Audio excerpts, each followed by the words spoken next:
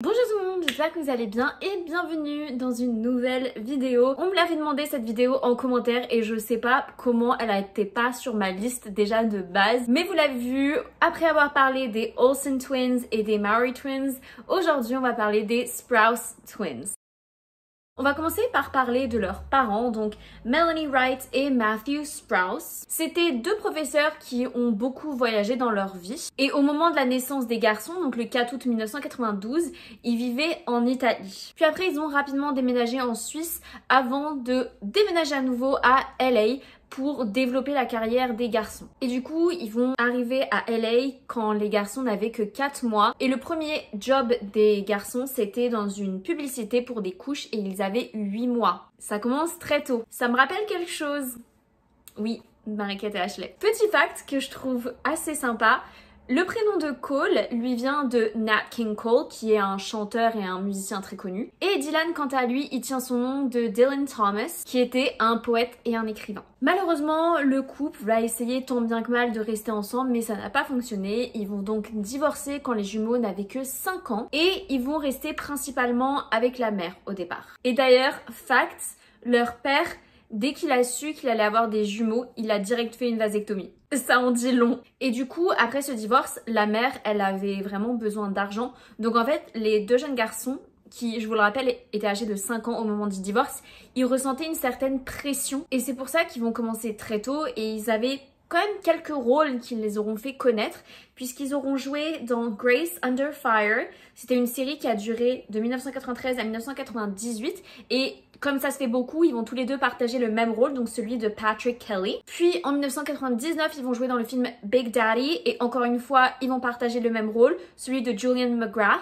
Parce que si vous n'avez pas regardé ma vidéo sur Mariquette et Ashley, il y a une loi qui protège les enfants stars, qui fait qu'ils ont droit de filmer que sur un certain temps. Donc le fait d'engager des jumeaux pour les studios de production, c'est super intéressant parce que ça veut dire qu'ils peuvent avoir double de temps. Puis, vous le savez sûrement, Cole, il va avoir le rôle de Ben dans la série Friends et il va du coup apparaître dans cet épisode. Et pendant très longtemps, je pensais que les deux partageaient le rôle de Ben, mais c'est vrai que quand j'ai re-regardé la série Friends, j'avais l'impression de voir que Cole. En effet, c'est normal puisque Dylan, lui, n'a pas joué le rôle de Ben. Et ensuite, bon, c'est beaucoup plus tard, mais en 2004, ils vont jouer dans le film Heart is Deceitful Above All Things. Et au début, j'avais hésité un peu à en parler parce que il n'est pas forcément très connu le film, mais en fait, c'est que ça a fait polémique par rapport à l'histoire du film. Parce qu'en fait, c'est un film très sexuel. On est sur une maman qui apprend à son fils à se travestir et à s'habiller comme elle, sachant que la maman est une prostituée. Et donc, elle va apprendre à son fils à se déguiser en femme et à aguicher les hommes. Et il va y avoir des scènes où, du coup, le jeune garçon déguisé en fille est en train d'aguicher un homme beaucoup plus vieux. Et les garçons, à ce moment-là, ils avaient entre 10 et 11 ans. Donc, un jeune garçon ne devrait pas être mis dans ce genre de situation. Déjà, le film, de manière générale, est très grave. Mais bref, c'est pour ça que j'avais envie d'en parler. Malheureusement, comme pour les sœurs Olsen, et vraiment, je vous invite à aller voir la vidéo parce que c'est une de mes vidéos préférées.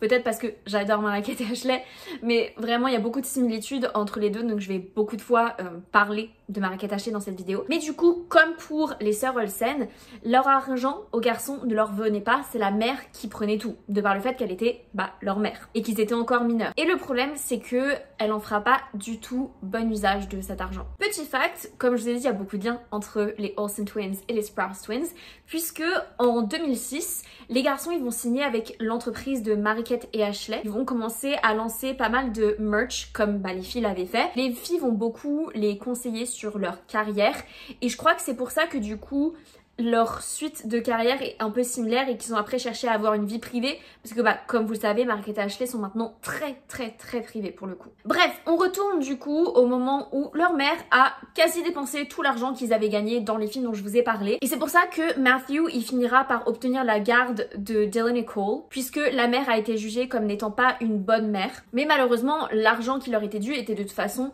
parti. Mais c'est pas grave puisque un plus grand rôle allait arriver. Déjà pour commencer, faut savoir que j'ai fait une vidéo fax sur la série La vie de palace de Zack et Cody, donc n'hésitez pas à aller la voir une fois que vous avez vu cette vidéo.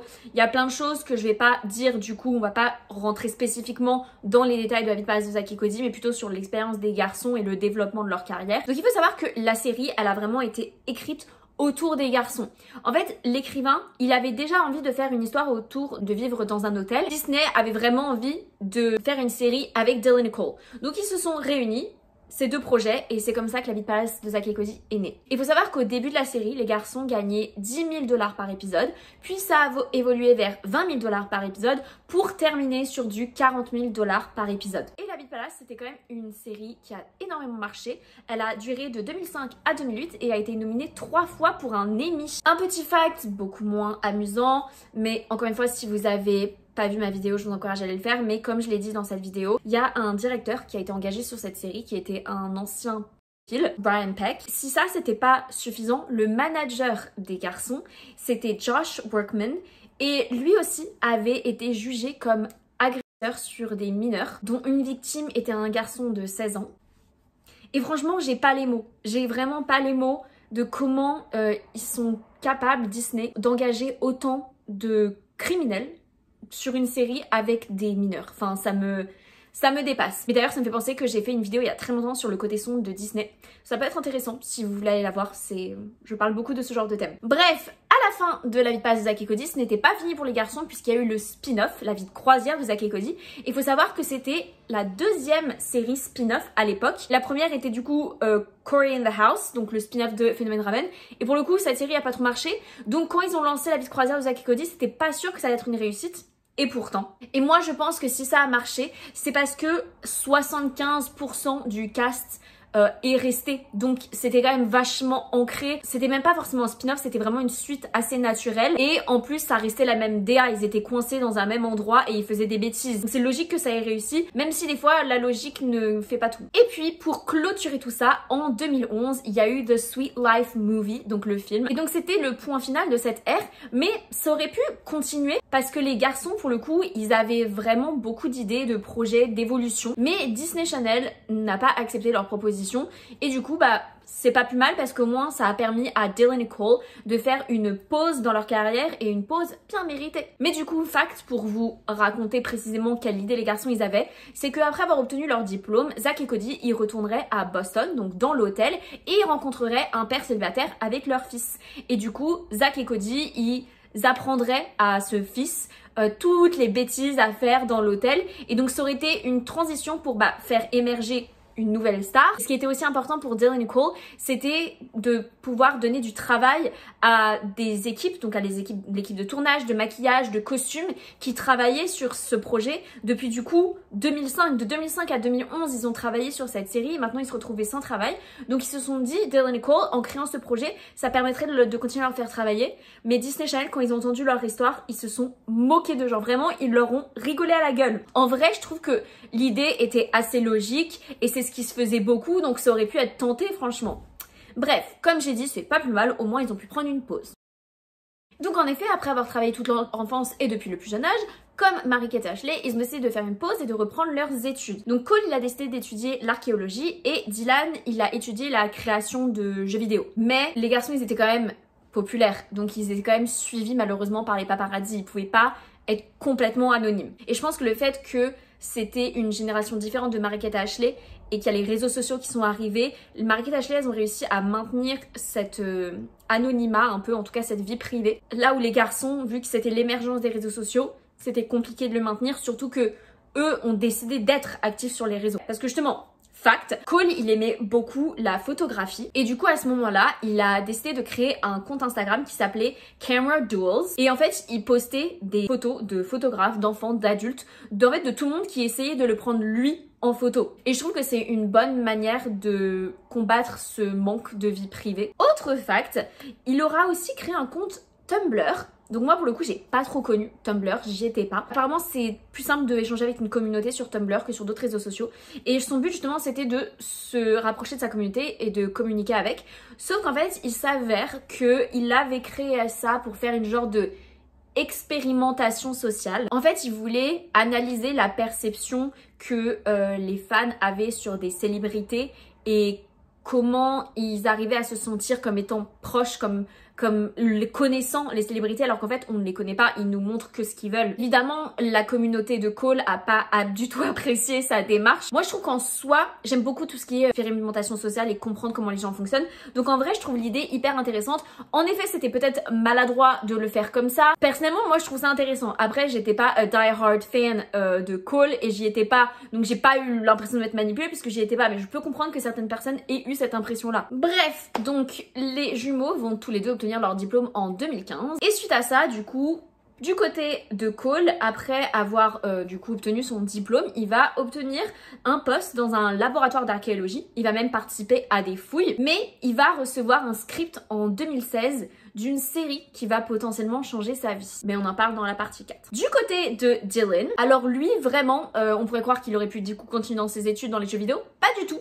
Il va décider d'ouvrir une brasserie qui va s'appeler All Wise Meadery et il va l'ouvrir à Brooklyn et du coup en 2018. Et en fait ça tombe pas trop de nulle part parce qu'il a toujours été intéressé par la fabrication de bière parce que je crois qu'il faisait ça avec son grand-père et quand il faisait des études il travaillait aussi dans un coffee shop en même temps et je me rappelle que les gens faisaient que se moquer de lui en mode il doit être pauvre pour travailler. Bah non en fait ça se trouve t'as juste envie de travailler, des fois c'est juste pour l'expérience et lui pour le coup c'était un plaisir parce qu'il apprenait comment faire du café. Il a aussi travaillé dans une distillerie et quand il était encore en études toujours, il avait fabriqué ses propres bières qui vendaient 15 $ aux autres étudiants et ça me fait rire parce que franchement c'est business mindset, we love it. Donc on aura vu quand même que cette pause ça aura été bénéfique pour les garçons malgré les critiques qu'ils ont pu recevoir, mais parce que ça leur a permis d'en apprendre plus sur eux, de savoir ce qu'ils voulaient, de s'intéresser à de nouvelles choses et de revenir dans le monde de l'acting avec leurs propres termes, sous leurs propres conditions, à leur propre rythme. Et ça pour le coup ça m'a beaucoup fait penser à Raven qui pareil avait pris son temps de revenir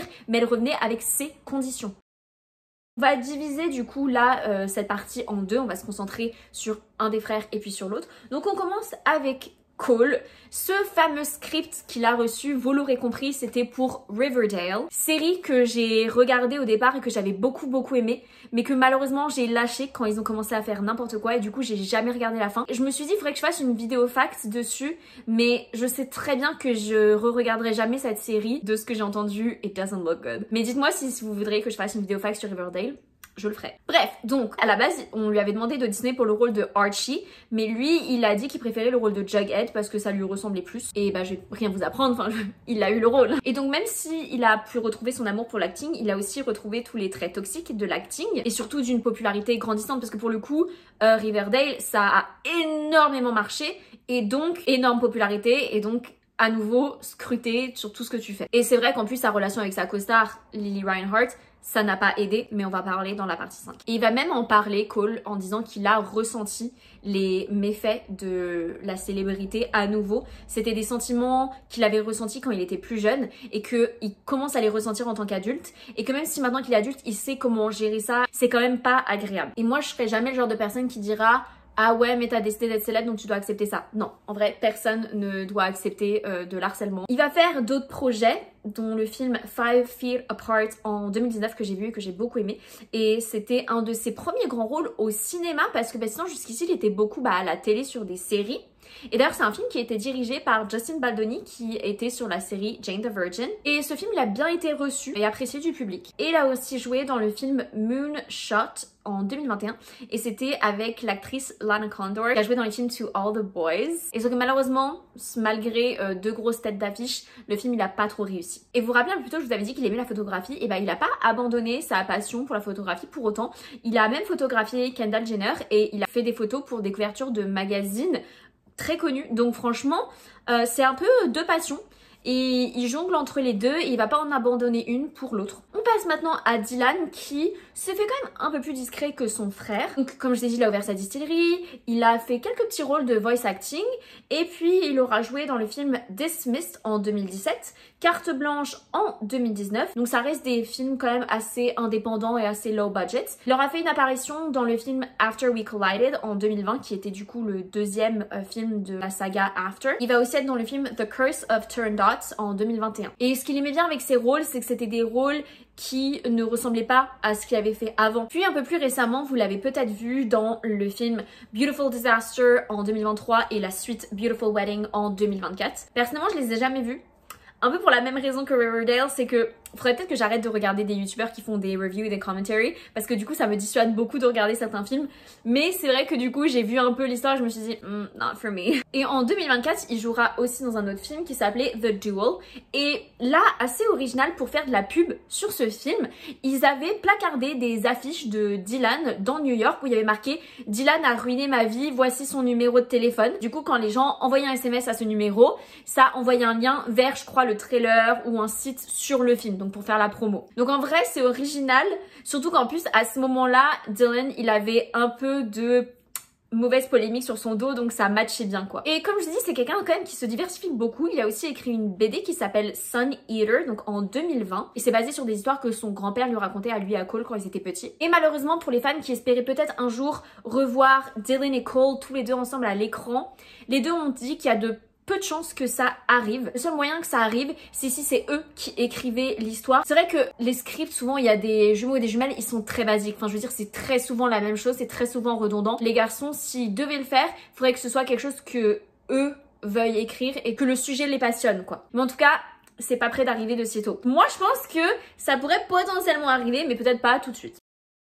Ici aussi, on va du coup séparer en deux parties. On va commencer par parler de Cole. Et je vais commencer par un petit fact sympa qui me semble, j'en ai déjà parlé dans la vidéo de la vie passe Zack et Cody, mais il faut savoir que Cole, il est sorti avec Alison Stoner, qui du coup jouait Max dans la vie passe de Zack et Cody et qui est une autre Disney Channel star.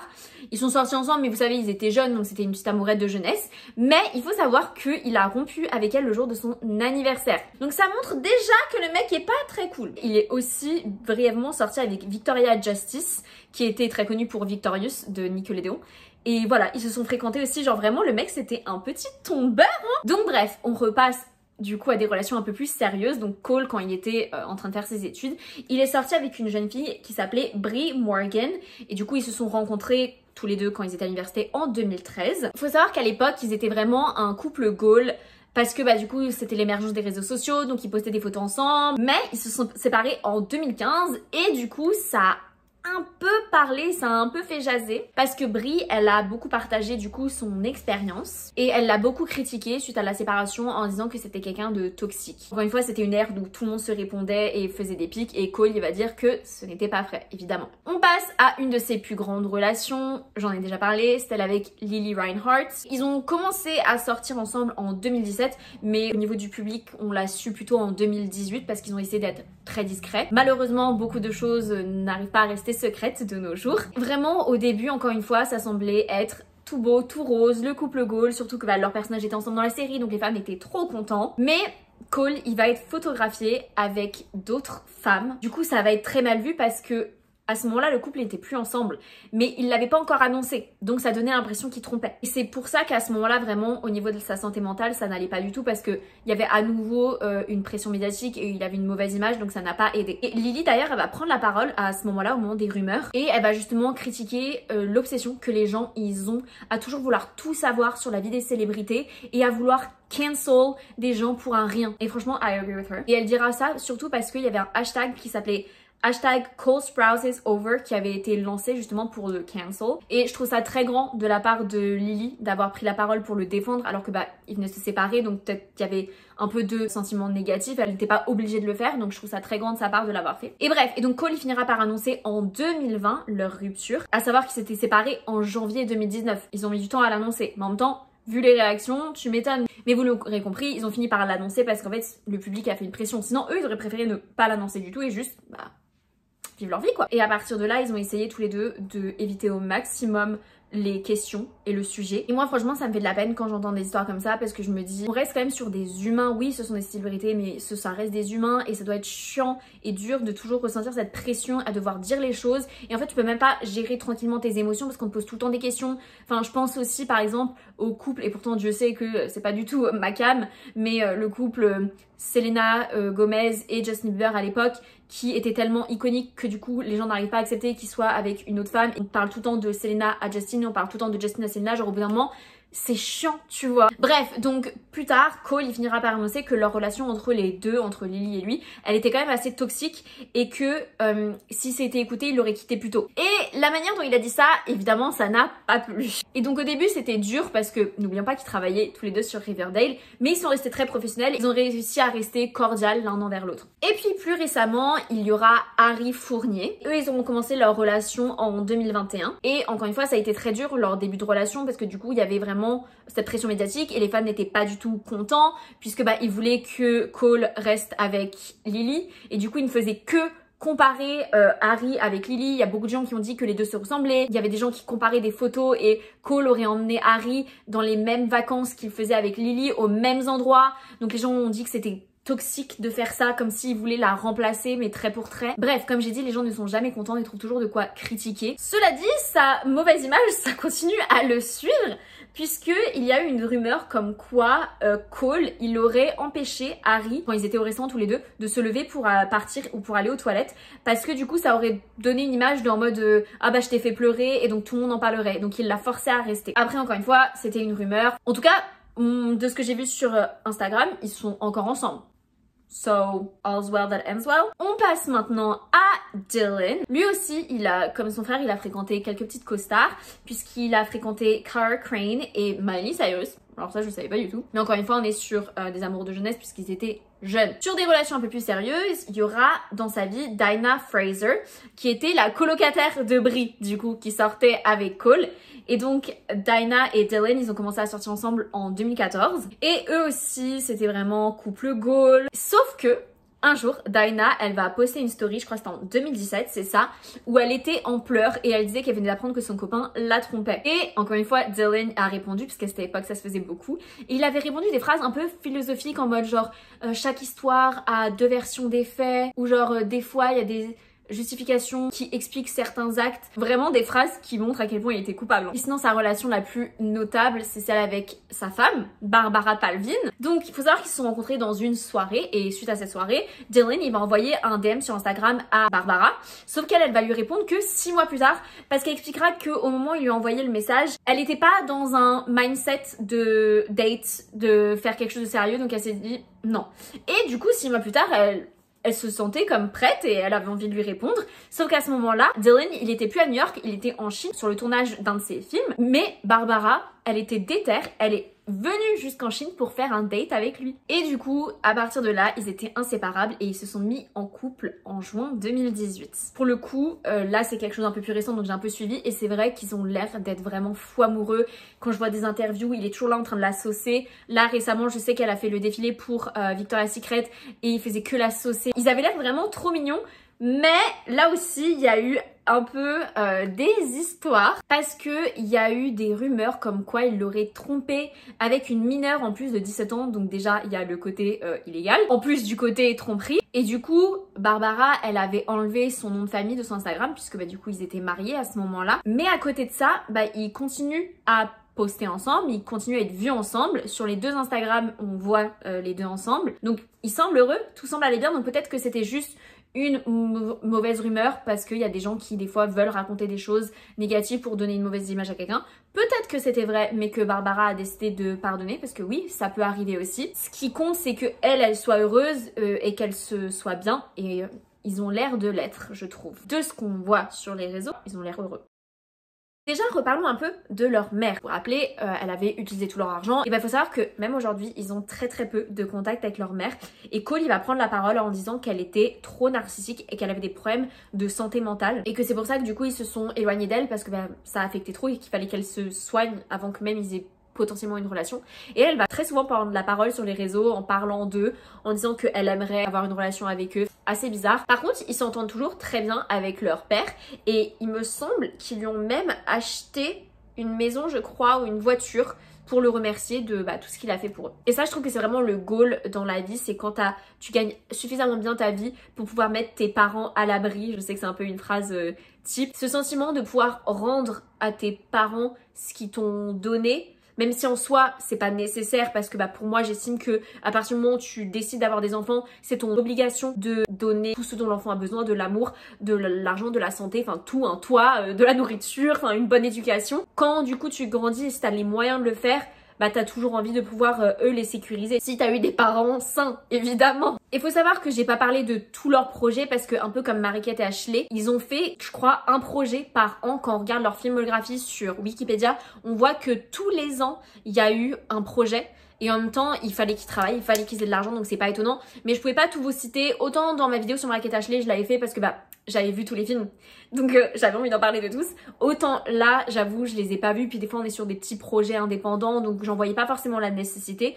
Mais je trouvais quand même important de le notifier là pour vous montrer que eux aussi, ils ont pas arrêté, ils ont pas chômé quand ils étaient jeunes. Et donc il faut savoir qu'aujourd'hui, ils sont quand même contents d'avoir cette stabilité financière en même temps qu'ils ne le seraient pas. Mais qu'ils sont quand même tristes d'avoir dû sacrifier leur enfance. Cole, il va beaucoup répéter que être un enfant star, être un jeune acteur, c'est un trauma en soi. Et c'est pour ça qu'il va souvent défendre ses co-stars féminines quand elles vont être attaquées par les tabloïds. Parce qu'il va dire, vous savez pas ce que c'est que être des enfants stars. Et encore plus quand t'es une femme, on le sait, t'es beaucoup plus jugée qu'un homme. Même eux le disent. Pour moi, j'arrive même pas à comprendre comment des enfants stars n'est pas une obligation d'être suivis par un psy en fait. En tout cas, oui, Cole il dit qu'en effet, ils se sont peut-être mieux sortis que certaines de leurs co-stars féminines, mais en même temps, il l'a dit, on est des hommes, donc forcément, malgré le fait que ça a été dur quand même pour eux, ils ont quand même moins été harcelés que, par exemple, Miley Cyrus, Selena Gomez, Demi Lovato. Et du coup, pour conclure, même si les deux garçons ont eu une enfance du coup similaire de par le fait qu'ils partageaient littéralement le même rôle des fois,